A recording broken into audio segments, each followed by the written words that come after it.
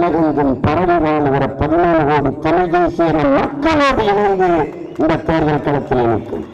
தமிழர் நிலத்தில் வாழ்கிற 8 கோடி தமிழ் தேசிய மக்களோடு இணைந்து களத்தில் நிற்கிற ஒரே அரசியல் பேரியக்கம் நாம் தமிழர் இயக்கம். தனித்து நிற்கிறோம், தனித்துவத்தோடு நிற்கிறோம். கூட்டத்தோடு கூட்டமாக நிற்பவனுக்கு துணிவும் வீரமும் தேவையில்லை. தனித்து நிற்பதற்குத்தான் துணிவும் வீரமும் தேவை. நாங்கள் வீரம். மற்றவர்களின் போர் மீது ஏறி நின்று நான் உயரமானவன் என்று காட்டுவதை விட தனித்து நின்று உண்மையான உயரத்தை காட்டுவதே மேலானது என்பதாலேயே நாங்கள் தனித்து நிற்கிறோம். மாற்று மாற்று இதிலிருந்து மாற்று, எந்த அரசியலிருந்து மாற்று, எந்த கட்சி ஆட்சியில் இருந்து மாற்று, இதுவரை இந்த நேரத்தில் ஆண்ட கட்சி ஆட்சியில் இருந்தால் மாற்று மாற்று மாற்று என்று பேசிவிட்டு திருப்பி ஆதார கட்சிகளோடு கூட்டணி வைப்பது மாற்றல்ல, ஏமாற்று.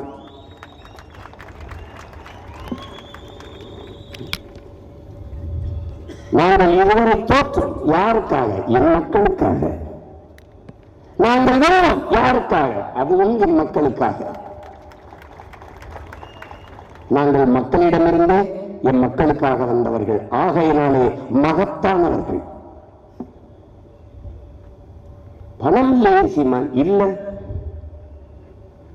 இல்லை. ஆனால் மக்களுக்கு தன்னலமற்று செய்ய வேண்டும் என்கிற மனம் இருக்கிறது. அது போதுமானது, அது போதுமானது. வாக்குக்கு காசு, காசை வைத்து கட்சி நடத்துவர்கள் ஆக சிறந்த கருத்தை வச்சு கட்சி நடத்துவார்கள். கோடிகளை கொட்டாங்க, உயர்ந்த கொள்கைகளை கொட்டி அரசியல் செய்ய வந்தவர்கள். ஏற்பதும் எதிர்ப்பதும் அது மக்கள் கையில்.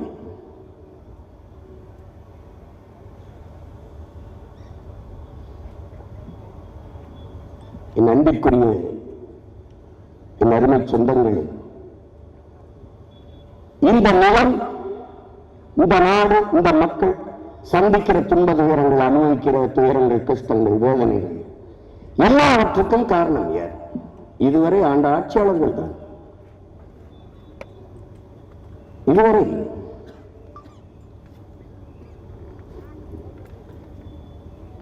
39 உறுப்பினர்களை கொடுத்தீர்கள் கடந்த தேர்தலில் 2019.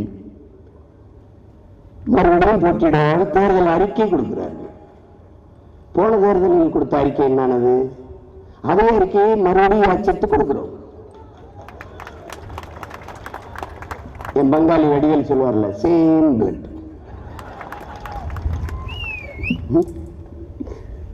என்ன தியாகம் சொல்றது? வாயில தேனை ஊத்துனா ஏதாவது சாப்பிடுவீங்க, காதுல ஊத்துனா என்ன பண்ணுவீங்க? காதுல ஊத்துவோம். வந்தா நாங்க சிலிண்டர் விலையை குறைச்சிருவோம், பெட்ரோல் டீசல் விலையை குறைச்சிருவோம். வந்தவங்க என்ன பண்ணீங்க அப்படிலாம் கேட்டா நாங்க தெரிவிங்கன்னு தான் குறைக்கணும். ஏமாற்று என்கிட்ட கேட்கிறது. உங்க கட்சியின் பிரதம வேட்பாளர் யார்? ரொம்ப புத்திசாலியா கேட்கிறது. பிரதம வேட்பாளரை அறிவிச்ச கட்சி எத்தனை இடத்துல இருக்கு? பிரதம வேட்பாளர் அறிவிக்காத கட்சிக்கு இவர் தான் முதல்ல இருக்காருங்க. அப்ப எப்படி? பிரதமர் யாரு? பிரதமரா பிரச்சனையானா என்ன பண்றது? தமிழின மக்கள் அவர்கள் அனுபவிக்கிற பிரச்சனை தான் பிரதம வேட்பாளர். அந்த பிரச்சனைக்கு முதலாக நான் இருக்கிறேன் உன்னாடு என்று எவன் வந்து நிற்கிறானோ அவன்தான் பிரதம வேட்பாளர். அதனால் தமிழின மக்கள் சந்தித்த பிரச்சனைகளில் அந்த மக்களோடு மக்களாக முதல்வராக இந்த மகன் இந்திய பெருங்கத்திலேயே அதிகமாக ஊடகத்தை சந்தித்த மகன், கேட்ட கேள்விகளுக்கெல்லாம் பதில் கொடுத்த ஒரே மகன் நான்.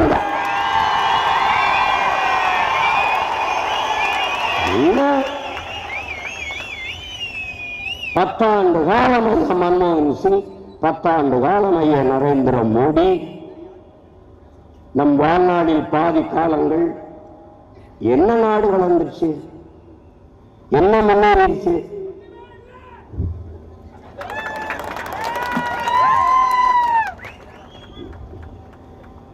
அறிவார்ந்த தமிழ் சமூக மக்கள் ஆழ்ந்து சிந்தித்து தெளிந்து முடிவெடுக்க வேண்டிய காலகட்டம் இது. சின்னத்தை பார்த்து வாக்கு செலுத்துகிற முறையை கைவிடுங்கள். நல்ல எண்ணத்தை பார்த்து வாக்கு செலுத்துகிற ஒரு நிலையை உருவாக்குங்கள். தனி மனித அபிமானத்தை விடுங்கள். அதை தலைமையேற்கிறதை தவிருங்கள். தத்துவத்தை தலைமையேற்க பழகுங்கள். சீமான் இன்னைக்கு இருப்பான், நாளைக்கு இருக்க மாட்டான். ஆனால் அவன் முன்வைத்த முழக்கங்களும் கொண்டிருந்த நோக்கமும் அப்படியே. அப்படித்தானே எங்க முன்னோர்கள், அப்படித்தானே எங்க முன்னோர்கள். இந்த நாட்டின் விடுதலைக்காக செக்களித்தவன் பேரன் தேச துரோகியாக நிற்கிறேன். நம்ம மேலதான் என்னையே வரும்.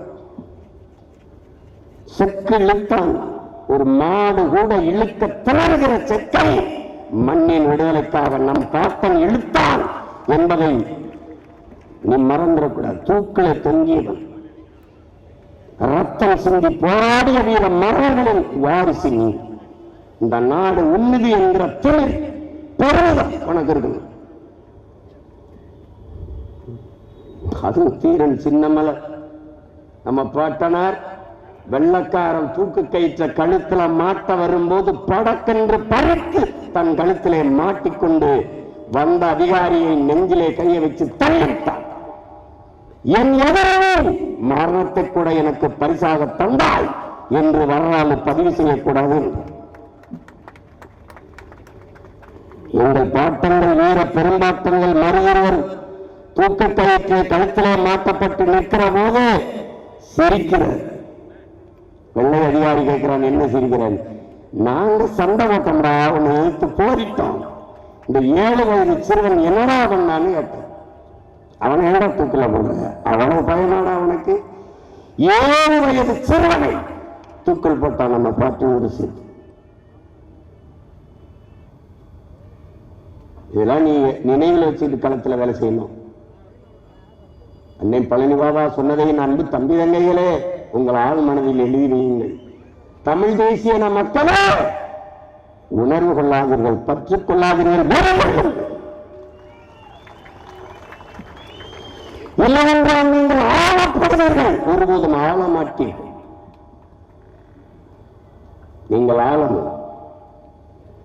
தமிழ் மீளனும் தமிழை வாழணும் என்றால் ஒரு தமிழனை இந்த நாட்டை ஆளணும்.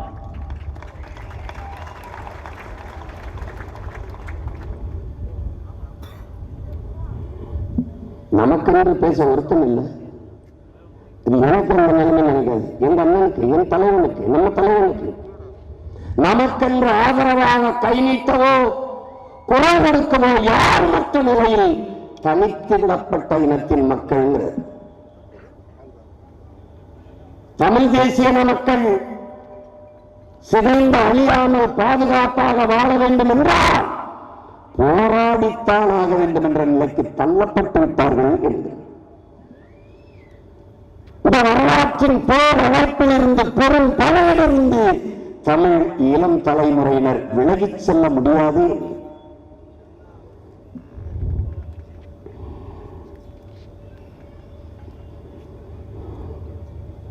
நீ இப்படி பாரு, அறவிழுக்காடு காவலுக்காடு வச்சவனுக்கெல்லாம் கூட்டணி சொன்னீங்கன்னா பட்டுன்னு சின்னம் வருது.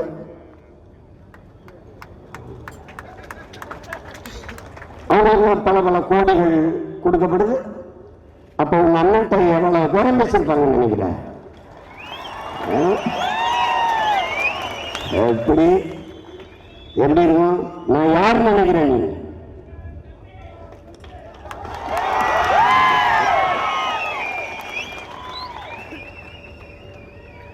எங்கே இனிப்பு இருக்கிறதோ அங்கே ஈயும் எறும்பும் தானாக வரும். எங்கே உண்மையும் நேர்மையும் இருக்கோ அங்கே மக்கள் தானாக வருவார்கள்.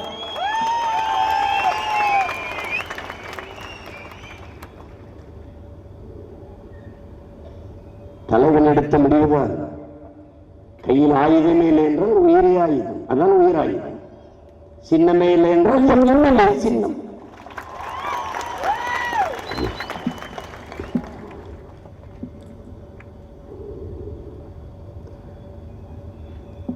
நம்பிக்கையோட களத்திலே நில்லுங்கள். முடியுமா? முடியாதா? முடியாது என்பது முட்டாள்களின் அகராதி. இம்பாசிபிள் இஸ் ஃபூலிஷ் டிக்ஷனரி என்கிறான் நெப்போலியன். அந்த இடத்துக்கே போகாது. உன்னால் முடியாதது உலகில் யாராலும் முடியாது. உலகில் யாராலும் முடியாதது என்னால் முடியும். அந்த நம்பிக்கை உனக்கு மந்திரமா இருக்கும். தயக்கம் இருக்க, கலக்கம் இருக்க, உன் வரலாற்று ஒரு தடவை படி போ. எல்லாரும் உன் கடவுளை கண்ட, உன் தெய்வத்தை கண்ட கும்பிடுறான். உன் சிவன், உன் முருகன், உன் மாயன், உன் கண்ணன், உன் கிருஷ்ண பரமாத்மா. அவன் பரமாத்மான்னு தெரிவிச்சான். உன் மாயன், உன் சிவன், எவன் சிவன், இவன் சிவன். எவனோடு மோதலாம்? இந்த சிவனோடு மோதுறத நிறுத்திடும்.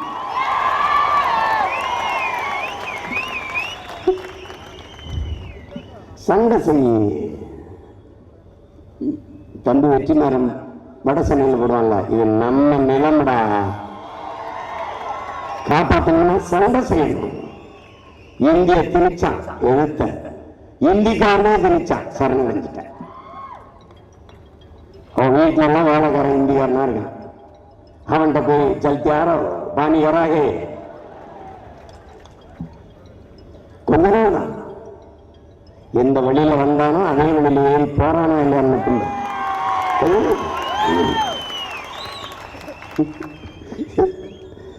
கேட்ட தமிழர்கள்லாம் வேலைக்கு வர்றதில்லை.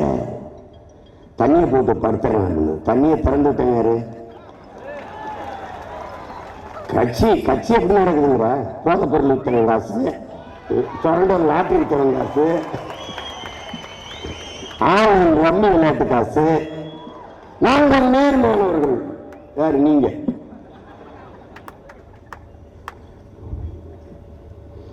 கணக்கு எடுக்கிறான். இந்த தேர்தல் பத்திரத்திலேயே எலக்ட்ரல் பாண்ட்ல காசு வாங்காத ஒரே கட்சி நாம் தமிழர் கட்சி. இது அதுல மட்டும் நம்ம பேர சொல்றோம். இப்ப நம்ம எதுக்கு வந்திருக்கோம் தெரியுமா? கட்சி வேட்பாளர்களை அறிவிக்கல, மற்றவை வேட்பாளர் அறிவிக்க வந்திருக்கோம். மற்றவை மற்றவை. ஏய், அதுல அந்த பையன் எனக்கு எவ்வளவு மகிழ்ச்சியா இருந்தது. என் பேரை சொல்ல முடியலன்னா, அமெரிக்கா போகும்போது கைது குரங்கு இப்படி, கர்நாடகா போகும்போது கைது இப்படி. அது ஓகே, அது கையை பின்னாடி கட்டி விலங்க போட்டு இல்லை. அப்புறம் என்ன வாக்கிய என்ன கூட்டி போறோம். அப்போல்லாம் நான் யாரும் நினைச்சு பண்ணிருக்கீங்க? இந்த இவர் பார்த்த வேலை, நானே கசங்க 4 பழைய பேண்ட் சட்டை எடுத்துக்கிட்டு ஒரு பெட்டியை தூக்கிட்டு போனேன். அவன் என்னையே படாத பாடு கொடுத்தான். அவர் தான் காரணம். சீமானுக்கு இவ்வளவு கூட்டம், இவ்வளவு செல்வாக்கு அப்படின்னு. குதிரை இருக்குல்ல, குதிரை அது திருமண வாசல், திருமண மண்டப வாசல்ல மாப்பிள்ளையை சுமந்துக்கிட்டு வரும். அப்படியே வரும்போது பெரிய கூட்டம் அப்படி குதிரையை பார்க்கலாம். அப்புறம் குதிரை கடத்துல தனியா நின்றுக்கு, ஒருத்தனோட ஏற்றி பார்க்கல. இல்லைன்னு காலையில ராத்திரி முழுக்க நம்மளை அவ்வளவு கூடி பார்த்தான். இப்ப தெருவில் நிக்கிற ஒருவே ஏற்று பார்க்க மாட்டானே அப்படின்னு. அந்த குதிரைக்கு தெரியல, குதிரை மேல இருந்த மாப்பிள்ளையை பார்க்கத்தான் கூட்டம்னு. அது குதிரைக்கான கூட்டம் இல்லை.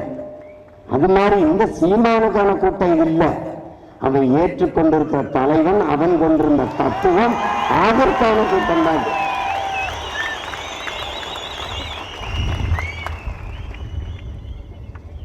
இத்தனை கோடி கூட்டம் இருக்கும்போது ஒருத்தன் என்னைய தூக்கி இந்த வேலைய எப்படி சொல்றாருன்னு பாருங்க. நான் போய் அங்க என்ன செய்யுது? இது நான் அங்க போங்க, போய் இறங்குங்க, என்ன செய்யணும்னு தெரிய வந்துடும், அப்புறம் செய்யுங்க.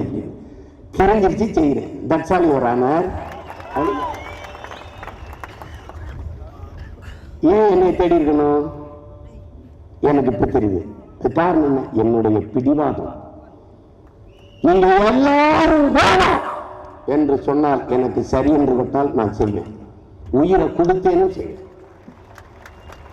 அன்னைக்கு செய்யணும்னு எல்லாரும் சொன்னாலும் சரியான விடலாம் செய்ய மாட்டேன். இதுதான் புரட்சியாளர் லெனின் நமக்கு கற்பிச்சு. வீரத்துரோகி விவேகானந்தரின் அன்பிற்குரிய தம்பி தந்தைகளே, முழுமையான நேர்மை, அவர் சொல்றாரு முழுமையான நேர்மை,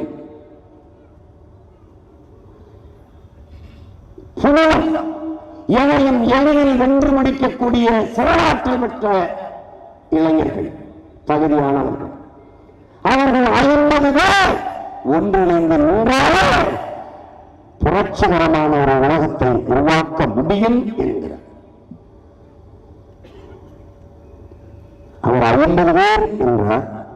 நான் 40 பேரை உங்களுக்கு தருகிறேன். இது சந்திரபிரபா வெற்றி அல்ல, தம்பி ஹுமாயூன் வெற்றி அல்ல, காளியம்மாள் வெற்றி அல்ல, கார்த்திகா வெற்றி அல்ல, ஜெனிஃபர் வெற்றி அல்ல, அவர்கள் வெற்றி அல்ல. 13 கோடி தமிழ் தேசிய இனத்தின் வெற்றி என்பதை கவனத்தில் வைத்துக் கொண்டு களத்தில் இல்லை. உலகத்திற்கு அறம் மானம் வேதம், இது மூலையும் உலகம் கொண்டு வாழ்ந்த ஒரு பேரினத்தின் பிள்ளைகள் நீங்கள் என்பதை உணருங்கள். அறத்தின் வழி பிறந்த மானம், மானம் காக்க பிறந்த வீரம், அந்த வீரத்தின் வழி வந்த மரார் கூட்டம் நீங்கள் என்பதை கவனத்தில் வையுங்கள். வெற்றி வென்றால் எல்லா துன்ப துயரங்களுக்கும் விடை, அடக்குமுறை ஒடுக்குமுறை அத்தனைக்கும் பதில். என் அன்புக்குரிய தன்மை என்பதிலே இவர்கள் தருகிற அழுத்தம் நம்மை ஆவேசப்படுத்தும், அரசியல்படுத்தும், ஒருவாதும் அச்சப்படுத்தாது என்பதை அண்ணன் அம்பேத்கர் சொன்ன அந்த புரட்சி மொழிகளை உங்கள் ஆள் மனதில் பதிய வைத்துக் கொண்டு களத்திலே நிற்கும். நம்முடைய தாத்தா தெய்வ திருமகன் பசும்பொன் முத்துராமலிங்க தேவர் அவர்கள், நீ ஊமையாக இருக்கிறவரை உன்னை தேசியவாதி என்பார்கள், உரிமை என்று பேசிவிட்டால் தேச துரோகி என்பார்கள். நாம் உரிமை என்று பேசுவதாலே தேச துரோகி என்கிறார்கள். இருக்கட்டும், அந்த பட்டம் எவ்வளவு பெருமைக்குரியது என்பதை என்னிலும் இளைய தம்பிகள் உணர்ந்து கொண்டு களத்தில் நின்று